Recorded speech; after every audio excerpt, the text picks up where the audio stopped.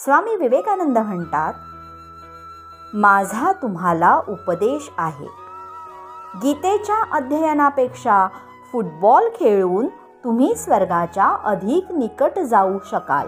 हे धाडसाचे शब्द आहेत, पण तुमच्यावर माझे प्रेम असल्याने मी हे तुम्हाला सांगत आहे. चूक कोठे होत आहे हे मला दिसते. मला थोडाफार अनुभव आला आहे. तुमचे शरीर चांगले सुदृढ झाल्यावर गीता तुम्हाला अधिक चांगली समजेल. तुमच्या शरीरातील रक्त थोडे शक्तिशाली झाले म्हणजे भगवान श्रीकृष्णाची अलौकिक प्रतिभा आणि अपार सामर्थ्य यांचे तुम्हाला अधिक चांगले आकलन होईल. तुमचे शरीर मजबूत होऊन आपण मनुष्य आहोत याची तुम्हाला जाणीव झाली म्हणजे तुम्हाला उपनिषदांचे मर्म आणि आत्म्याचा महिमा अधिक चांगल्या रीतीने कळेल. स्वामी विवेकानंद यांच्या गीता आणि फुटबॉल याविषयीच्या विचारांबाबत थेट असा अपप्रचार केला जातो की स्वामी विवेकानंदांनी गीता नाकारली. खरं बघता स्वामीजींचं वरील वाक्य अगदी स्पष्ट आणि पूर्ण आहे. ते यात कुठेही गीता नाकारत नाहीत. स्वामी विवेकानंद नेमकं काय सांगू पाहतायत हे समजून घेणं अधिक महत्त्वाचं आहे. फुटबॉल हा एक रूपकात्मक शब्द आहे.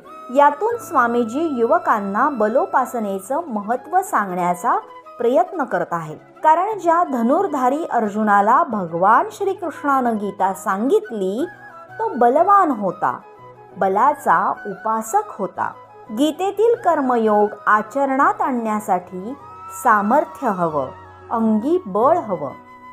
गीता सांगण्यासाठी श्रीकृष्णानं अर्जुनाला जरी माध्यम बनवलं असलं तरी ती गीता आपल्यासारख्या सर्वसामान्य माणसांना सांगितलेली आहे.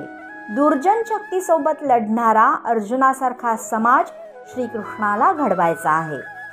विवेकानंदांना देखील हेच अभिप्रेत आहे की तुम्ही बलवान व्हा, बलोपासक व्हा, मग तुम्हाला गीता अधिक चांगली कळेल.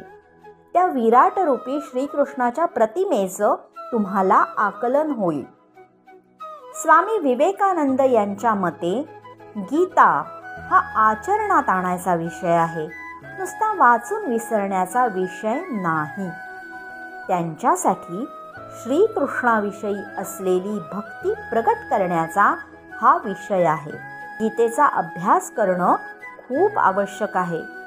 ह्या साधनेमुळे, अभ्यासामुळे खंबीर मन तयार होईल, जीवनाला अर्थ प्राप्त होईल, जगण्यातला उत्साह वाढेल, विजिगीषू वृत्ती निर्माण होईल. आज आहे 12 जानेवारी, स्वामी विवेकानंद यांची जयंती अर्थात राष्ट्रीय युवा दिन. त्यांच्या जयंती दिनी स्वामीजींच्या स्मृतींना विनम्र अभिवादन आणि आपणा सर्वांना युवा दिनाच्या मनःपूर्वक शुभेच्छा.